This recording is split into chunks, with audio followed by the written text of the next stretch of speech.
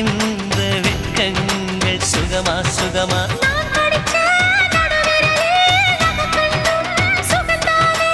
இடைவெளிகள் குறைந்து விட்டால் இம்சைகளும் சுகம்தானே உன்னோடு நான் இருக்கும் நொடியெல்லாம் நடக்கும் நீ இல்லாமல் நான் நடக்கும் வழியெங்கும் உள்ளிருக்கு அடவெண்ணிலா வெக்குதை புன்னகை பூக்குதை நம்மை கண்டதாலா